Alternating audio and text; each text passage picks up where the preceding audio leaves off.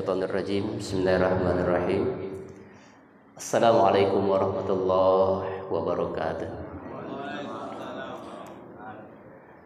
Alhamdulillah alladzi anzala sakinata fi qulubil mu'minin liyazdadu imanan ma'a imanihim walillahi junudus samawati wal ard wa kana Allahu aliman azima.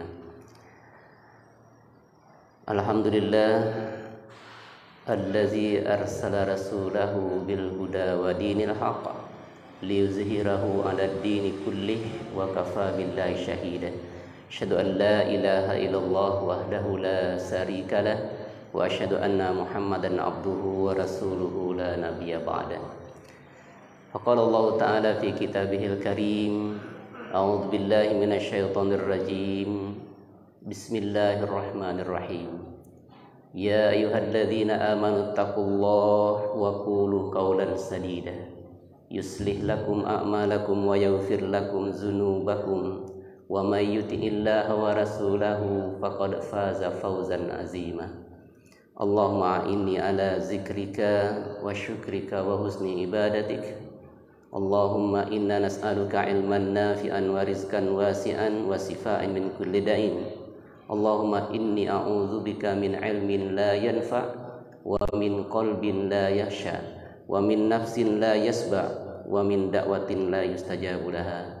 Sadaqallahul azim wa sadaqar rasulul karim. Ayolah hadirun rahimakumullah, ittaqullaha haqqa tuqatih wa la tamutunna illa wa antum muslimun.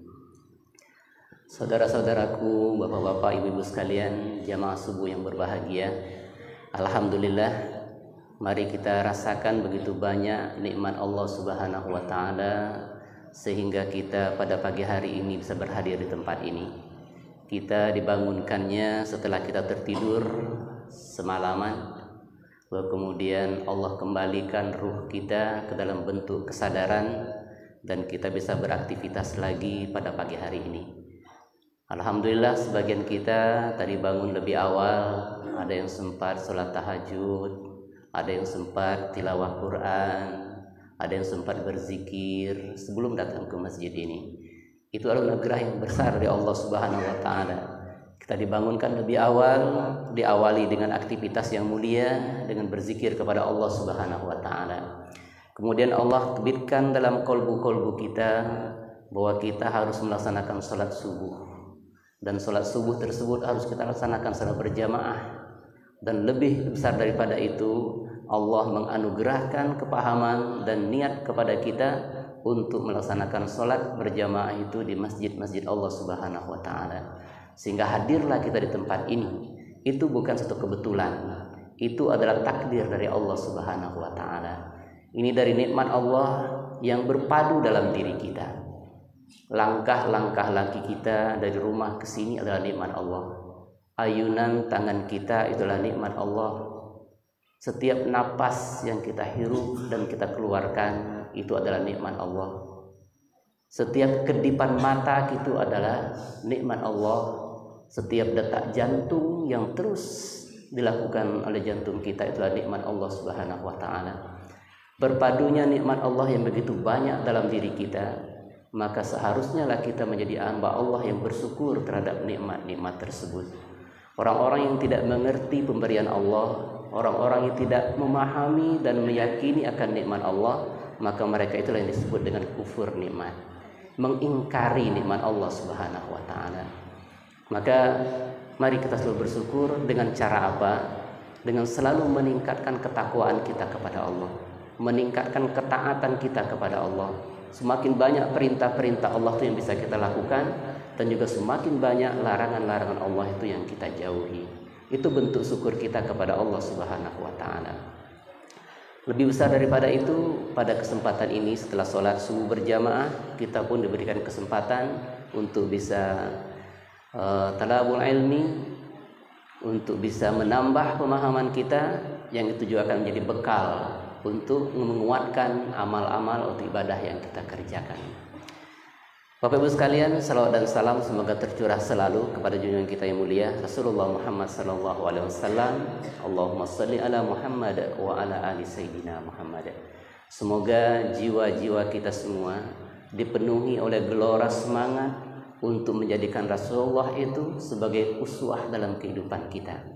Karena kita sudah meyakini tidak ada jalan yang lain untuk mendapatkan ridho Allah itu kecuali jalan berqudwah atau beruswah kepada Rasulullah SAW. Sekali lagi saya katakan, tidak ada jalan lain untuk mendapatkan ridha Allah itu selain mengikuti Rasulullah SAW. Jadi begitu penting salawat yang kita sampaikan, karena salawat itu ekspresi cinta kita kepada Rasul. Salawat itu merupakan tanda rindu kita kepada Rasul, dan salawat itulah yang kemudian akan menghubungkan antara kita dengan Rasulullah nanti di yaumil akhir, sehingga kita termasuk kepada orang-orang yang mendapatkan syafaat dari beliau. Maka salawat yang kita sampaikan kepada beliau jangan hanya sekedar lip service, jangan hanya sekedar hiasan bibir, jangan hanya sekedar nyanyian, jangan hanya sekedar latah yang kita ucapkan, tetapi di saat kalimat itu kita ucapkan, nyambung antara kita dengan Rasulullah SAW. Terbayang pribadi beliau, terbayang jasad beliau, terbayang perjuangan beliau, dan juga terbayang nanti di yaumil akhir di saat beliau memimpin barisan orang-orang yang akan menghadap Allah Subhanahu wa taala, mempertahankan dan mempertanggungjawabkan apa yang dilakukan di dunia ini, dan kita berada di belakang beliau. Itu tandanya bahwa kita berhak mendapatkan syafaat dari beliau. Maka Allahumma shalli ala Muhammad wa ala ali sayyidina Muhammad, itu seharusnya yang kita bayangkan adalah seperti itu. Bapak Ibu sekalian, sebelum lebih lanjut, saya ingin menyampaikan berita dan kabar dari Rasulullah SAW tentang begitu mulianya kedudukan kita pada hari ini atau pada saat ini. Rasulullah mengisahkan bahwa ada para malaikat Allah yang setiap saat itu kerjanya berkeliling di permukaan bumi ini. Dia mencari di mana ada orang berkelompok, satu majelis di mana mereka di situ melakukan aktivitas zikrullah, aktivitas tilawah Quran, dan aktivitas talabul ilmi.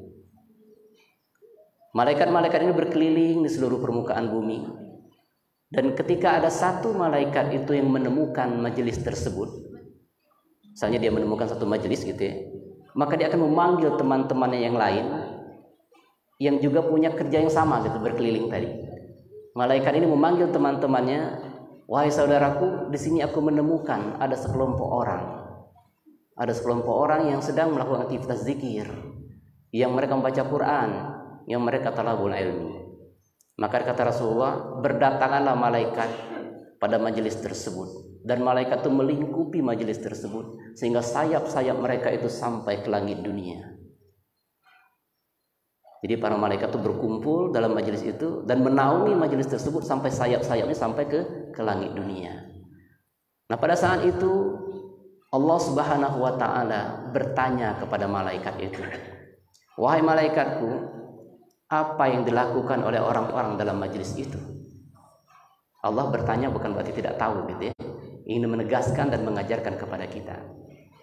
Malaikat mengatakan, "Ya Allah, mereka berzikir menyebut namamu, mereka mengagungkan asmamu, mereka bertasbih, bertahmid, bertahlil. Mereka begitu khusyuk ya Allah melakukan itu semua." Lalu kata Allah, "Apakah mereka pernah melihatku?" Jawab para malaikat, "Tentu belum ya Allah.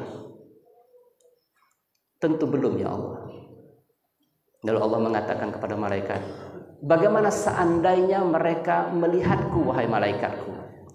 Maka para malaikat mengatakan, "Pasti mereka akan lebih khusyuk lagi dalam melaksanakan zikir ini ya Allah. Pasti mereka akan lebih banyak lagi menyebut asmamu ya Allah. Pasti mereka akan lebih keras lagi dalam menyebut namamu ya Allah." Lalu kemudian Allah bertanya dengan pertanyaan berikutnya, "Wahai malaikat, di majelis itu apa sebenarnya yang mereka harapkan?" Para malaikat mengatakan, "Wahai Allah, mereka mengharapkan surgamu ya Allah. Mereka meminta surgamu ya Allah." Lalu kata Allah, "Apakah memang pernah mereka melihat surgaku itu? Sehingga mereka begitu antusias ingin meminta surga itu?" Malaikat mengatakan, belum ya Allah, belum. Lalu kata Allah, bagaimana seandainya aku perlihatkan surga itu kepada mereka? Para malaikat mengatakan, tentu mereka akan lebih serius lagi memintanya ya Allah. Tentu mereka akan tidak pernah berhenti-henti untuk memintanya ya Allah. Tentu mereka akan lebih keras lagi mintamu kepadanya ya Allah. Dan pertanyaan ketiga, wahai para malaikatku, apa sih sebenarnya yang mereka minta perlindungan kepadaku dalam majelis itu? Para malaikat mengatakan, ya Allah, mereka minta perlindungan dari neraka-Mu. Mereka minta dihindarkan dari azab neraka. Lalu kata Allah, apakah memang pernah mereka melihat neraka itu sehingga mereka begitu takut dengan neraka itu? Para malaikat mengatakan, tentu belum ya Allah, tentu belum. Lalu kata Allah, bagaimana seandainya ku perlihatkan neraka itu kepada mereka? Maka kata para malaikat, ya Allah, tentu mereka akan lebih kencang lagi larinya ya Allah, saking takutnya dengan neraka itu. Tentu mereka akan tersungkur ya Allah, meminta kepadamu agar terhindar dari neraka itu. Maka kata Allah, wahai malaikat, saksikan bahwa mereka dalam majelis itu adalah mereka yang telah aku ridhoi.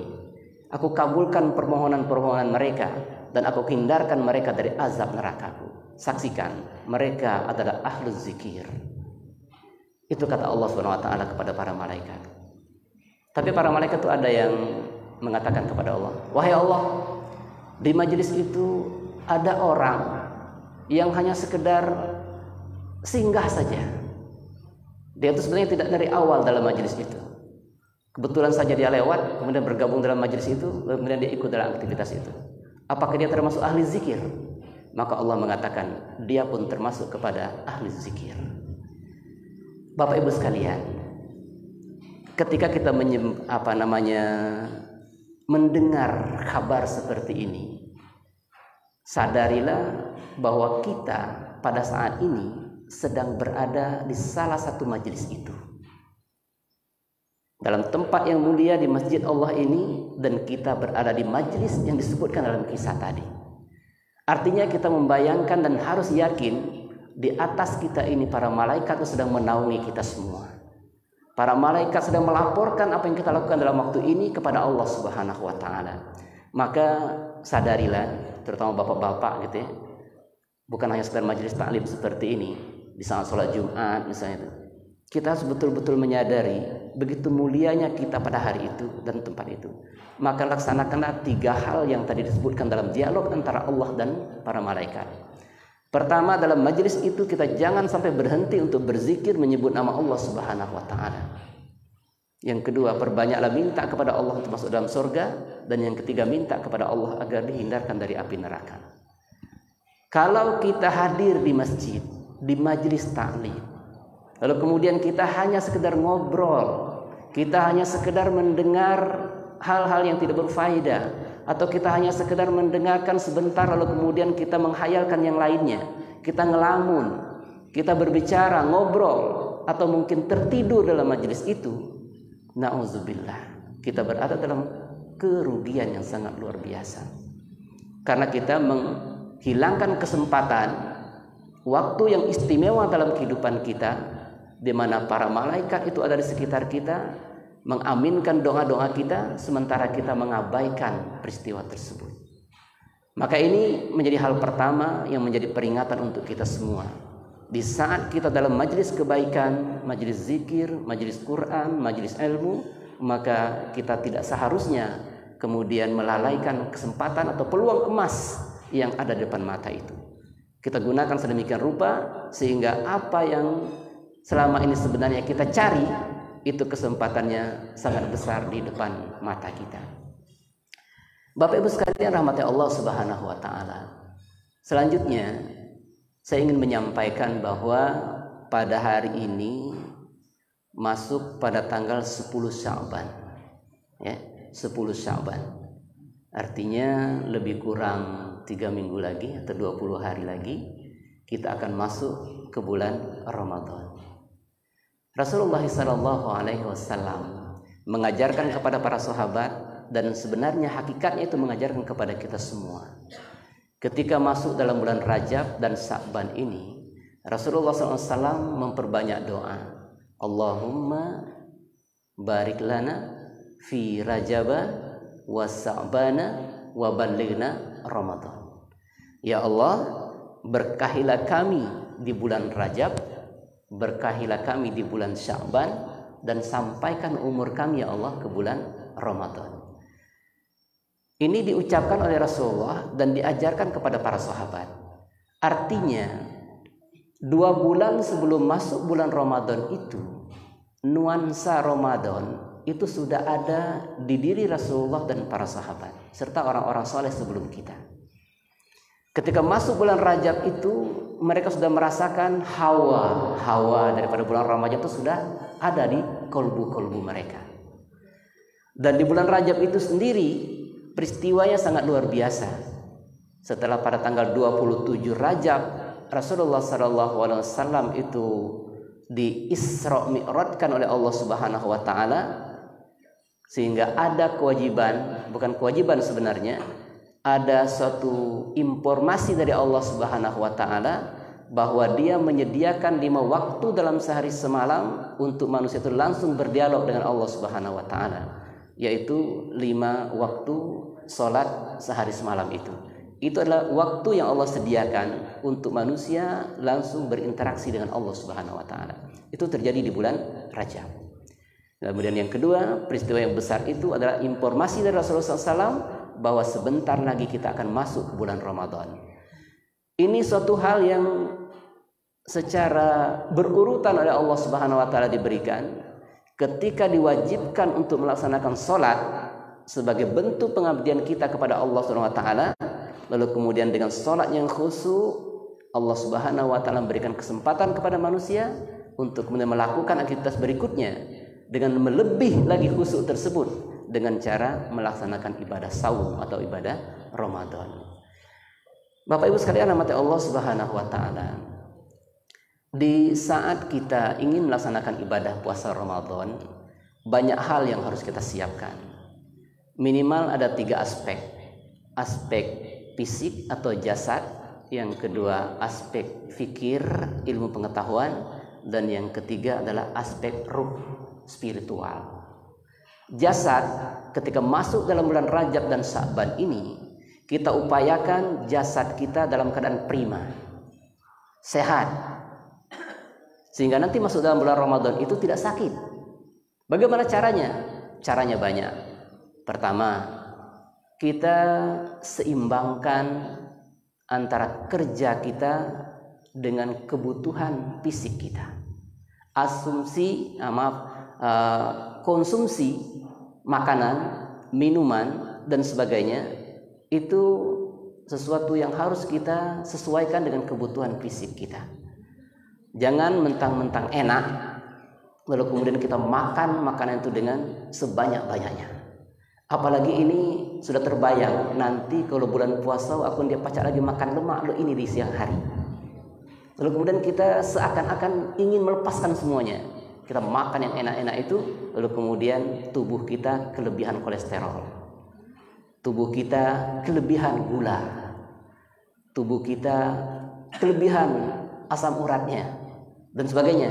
Sehingga bukan kesehatan yang kita dapatkan, justru kemudian sakit-sakitan yang ada. Ini adalah persiapan yang jelek menjelang Ramadan. Maka hal yang pertama harus kita jaga adalah dengan makanan atau pola makan kita. Itu dalam rangka menyehatkan fisik kita sebelum Ramadan. Kemudian yang kedua, upayakan, seperti saya katakan tadi, kebutuhan diri kita. Upayakan kita bergerak. Bergerak itu maknanya adalah kita ingin mengeluarkan zat-zat yang tidak dibutuhkan oleh tubuh kita. Orang umum bilang olahraga, ya, bergerak olahraga itu dalam rangka mengeluarkan keringat-keringat dalam tubuh kita. Keringat-keringat itu adalah zat-zat yang tidak dibutuhkan oleh tubuh kita, lalu kemudian dia dikeluarkan, sama dengan kita buang air kencing, mising gitu ya. Itu adalah zat-zat sampah yang tidak digunakan oleh tubuh kita, maka dia harus dikeluarkan. Termasuk keringat itu adalah bagian zat tubuh yang tidak dibutuhkan, maka dia harus dikeluarkan. Maka salah satu cara mengeluarkannya dengan bergerak itu tadi, dengan berolahraga itu tadi. Dalam rangka apa ini? Ini salah satu upaya kita untuk menyiapkan fisik untuk memasuki dalam bulan Ramadan. Dan banyak lagi Bapak Ibu sekalian, intinya kita menyiapkan badan kita sehingga nanti masuk bulan Ramadan itu fisik kita prima untuk bisa melaksanakan ibadah kepada Allah Subhanahu wa taala. Yang kedua, fikir. Fikir itu maksudnya ilmu gitu ya. Jadi sebelum bulan Ramadan ini masih ada 20 hari lagi dalam bulan Sya'ban. Bapak Ibu, kita dianjurkan untuk memperbaharui sakofah pengetahuan kita tentang siam. Maka Bapak Ibu selain mendengarkan ceramah ya, mungkin langsung ya atau melalui YouTube atau di TV dan sebagainya, kita mendengarkan banyak itu biasanya itu kan konten-konten yang menceritakan tentang menyambut bulan Ramadan. Di sisi lain kita pun harus membaca secara mandiri, baca lagi fikih siam, baca lagi. Kenapa? Karena kita akan menghadapi bulan Ramadan, maka kita perlu semangat yang baru. Maka ketika kita membaca buku yang baru, maka itu akan terbayang lagi semangat yang baru ya. Baca tentang fikih siam, apa saja sebenarnya keutamaan puasa Ramadan, apa saja yang membatalkan puasa Ramadan, apa saja amalan-amalan yang istimewa di bulan Ramadan, apa saja aktivitas-aktivitas yang seharusnya kita lakukan sepanjang bulan Ramadan. Itu kita baca. Itu akan mempengaruhi pola pikir kita dan kesiapan kita dalam menyambut bulan Ramadan. Dan yang ketiga, persiapan ruhiyah atau spiritual. Ini sangat penting, di mana kita harus membersihkan diri kita. Ini dalam bahasa toharoh. Toharoh ini ada dua macam. Pertama, kita bersihkan toharoh itu secara fisik gitu ya. Secara fisik itu toharoh itu dengan mandi, dengan berwudu. Artinya kita membersihkan fisik kita, tubuh kita dari ujung rambut sampai ke ujung kaki. Dan kemudian kita sering berwudu, bahkan kita dawamkan terus menerus dalam keadaan wudu gitu ya. Itu kita usahakan sebagai ciri orang-orang yang beriman kepada Allah Subhanahu wa taala. Kemudian yang kedua sebenarnya yang paling penting, persiapan ruhiyah itu adalah membersihkan kolbu kita, hati-hati kita. Dari apa? Dari penyakit-penyakit yang mengotorinya. Jadi kalau fisik kita ini kan penyakit itu mungkin ada licah, ada najis, ada darah, ada debu dan sebagainya, itu kita bersihkan dengan air, dengan toharo, dengan mandi. Tapi kalau kolbu kita yang kotor, kolbu kita yang banyak nodanya, maka hal tersebut harus kita bersihkan dengan serius, dengan bertaubat kepada Allah Subhanahu wa taala. Bapak Ibu sekalian, begitu penting hati yang bersih. Suatu ketika Rasulullah SAW berada dalam majelis para sahabat, yang mungkin beginilah, walaupun kita tidak mengatakan persis seperti ini. Ketika Rasulullah sedang memberikan tausiah, menyampaikan ayat-ayat Allah dan sunnah-sunnah beliau, kemudian di tengah-tengah obrolan itu Rasulullah mengatakan, wahai para sahabat, saksikan, sebentar lagi akan lewat di hadapan kalian seorang calon penghuni surga. Para sahabat menunggu, siapalah orang yang akan lewat sebentar lagi. Lalu kemudian betul, tiba-tiba datanglah seorang sahabat dari Ansor lewat di hadapan mereka. Orangnya biasa-biasa saja. Lewat, kemudian dia masuk masjid dan sholat. Dan itu terjadi sampai 3 kali. Entah berurutan atau tidak harinya, tapi kesempatan berikutnya Rasulullah mengatakan hal yang sama. Sahabatku, sebentar lagi akan lewat di hadapan kalian seorang calon penghuni surga. Para sahabat menunggu siapa yang akan lewat. Ternyata orang tersebut adalah orang yang kemarin lewat. Dan kesempatan ketiga, dalam majelis yang itu Rasulullah mengatakan juga hari-hari berikutnya, wahai sahabatku, sebentar lagi akan lewat di hadapan kalian seorang calon penghuni surga. Dan untuk ketiga kalinya ternyata yang lewat dalam majelis tersebut adalah orang yang sama. Seorang sahabat tadi, seorang sahabat dari Ansor yang lewat di hadapan mereka. Maka seorang sahabat mulia yang sangat dekat dengan Rasulullah SAW, yakni Abdullah bin Umar, dia penasaran. Kenapa orang ini, orangnya biasa-biasa saja gitu kan, dari fisiknya. Sehingga Rasulullah SAW mengatakan bahwa dia adalah calon penghuni surga. Abdullah bin Umar, dia penasaran apa keistimewaan orang ini.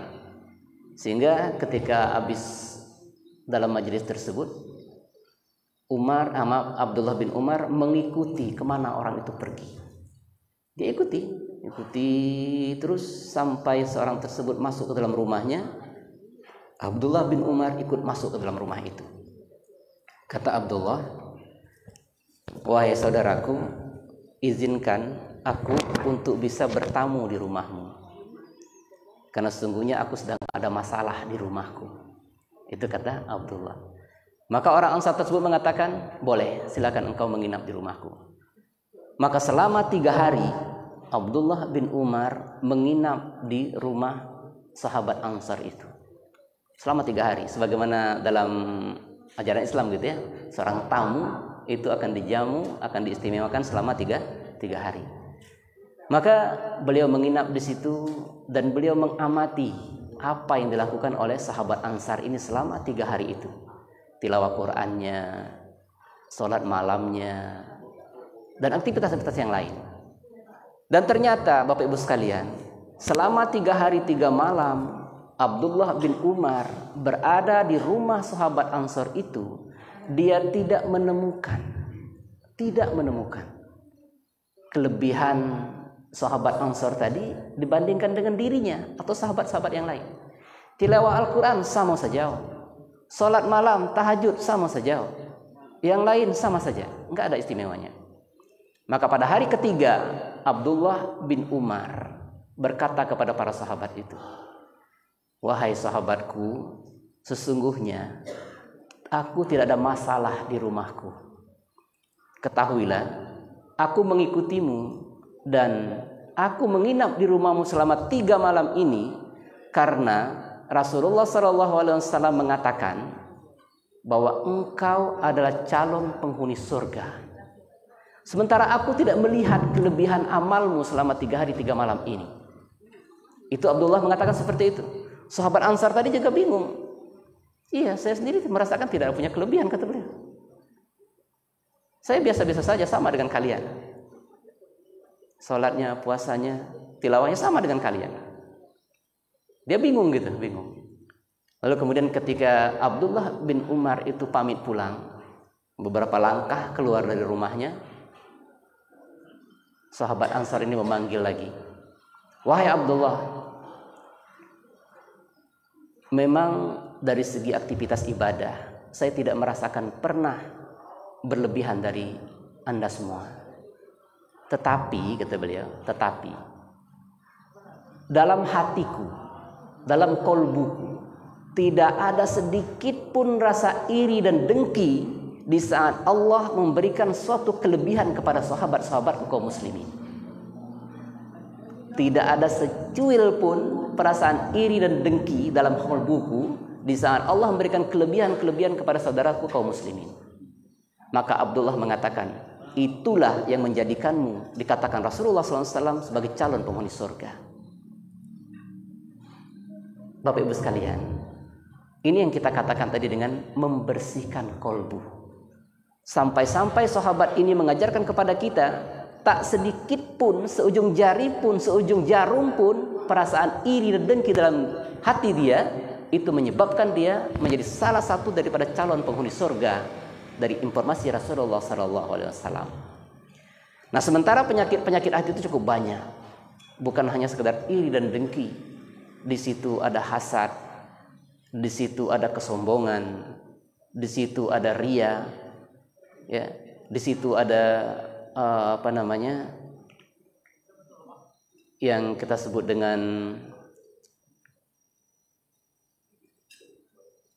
ya banyak bahasa-bahasa yang menyebabkan tentang penyakit hati itu gitu ya. Ya, kesombongan, ada takabur dan bahasa-bahasa yang lain yang menyebutkan tentang penyakit-penyakit yang ada dalam hati kita. Maka sebelum Ramadan ini itu semua harus kita bersihkan. Ini yang disebut dengan toharo kolbu. Jadi dia membersihkan fisik dan juga membersihkan hati-hati kita semua. Bapak Ibu sekalian rahmati Allah Subhanahu wa taala, untuk itu semua cara membersihkan seperti saya kata-kata tadi tidak lain dengan bertaubat kepada Allah Subhanahu wa taala. Dan cara bertaubat itu pun kita sudah diajarkan oleh Rasulullah SAW. Bagaimana dengan bertaubat? Secara lisan kita memperbanyak istighfar, ya, istighfar kepada Allah Subhanahu wa taala. Dan ini bukan hal yang sifatnya sepele, karena Rasulullah SAW sudah mengatakan, ya ayyuhan nas tubu ilallah wastaghfiru fa inni atubu fil yaumi fi atamarrah. Wahai manusia, bertaubatlah kepada Allah dan beristighfarlah kepadanya. Sesungguhnya aku beristighfar kepada Allah dalam setiap hari tidak kurang dari 100 kali. Itu kata Rasulullah. Dia beristighfar kepada Allah tidak kurang dari 100 kali. Itu secara umum. Apalagi kalau kita menjelang bulan Ramadan ini, kita harus lebih banyak lagi beristighfar kepada Allah Subhanahu wa taala, karena kita sudah 11 bulan mengarungi bulan yang berbeda dengan bulan Ramadan. Maka selama 11 bulan ini begitu banyak hal-hal yang telah mengotori diri kita, mengotori kolbu kita, mengotori iman-iman kita. Maka kita mencoba untuk minta ampun kepada Allah Subhanahu wa taala sebagai bentuk keseriusan kita ingin masuk dalam bulan Ramadan, karena bulan Ramadan itu akan menerima amal orang-orang yang ikhlas, amal orang-orang yang bersih, amal orang-orang yang serius untuk mengharapkan ridho dari Allah Subhanahu wa taala. Bapak Ibu sekalian rahmati Allah Subhanahu wa taala. Oleh karena itu saya mengajak kepada kita semua, mari kita saling menguatkan, saling mendoakan, saling mengingatkan agar kita bisa memasuki bulan Ramadan tahun ini itu lebih baik dibandingkan dengan Ramadan-Ramadan berikutnya. Karena setiap datang bulan Ramadan kita minta kepada Allah, wahai Allah, jadikanlah Ramadan tahun ini adalah Ramadan terbaik dalam hidupku. Harus itu doa kita. Ya Allah, jadikanlah Ramadan tahun ini adalah Ramadan yang terbaik dalam sepanjang hidupku. Mengapa?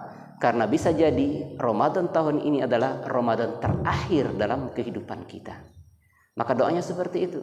Minta kepada Allah agar dijadikan Ramadan tahun ini adalah Ramadan terbaik dalam kehidupan kita. Karena bisa jadi Ramadan tahun ini adalah Ramadan terakhir dalam kehidupan kita. Artinya dia merupakan kesempatan terakhir untuk kita untuk bisa mengoptimalkan amalan dan keutamaan di bulan Ramadan itu. Bapak Ibu sekalian rahmati Allah Subhanahu wa taala, mungkin ini sedikit untuk kita semua sebagai ibrah dan pelajaran untuk kita. Mudah-mudahan Allah Subhanahu wa taala menjadikan asbab dalam pertemuan ini sehingga dia memberikan hidayah kepada kita dan menguatkan hidayah yang sudah ada dalam kolbu-kolbu kita semua.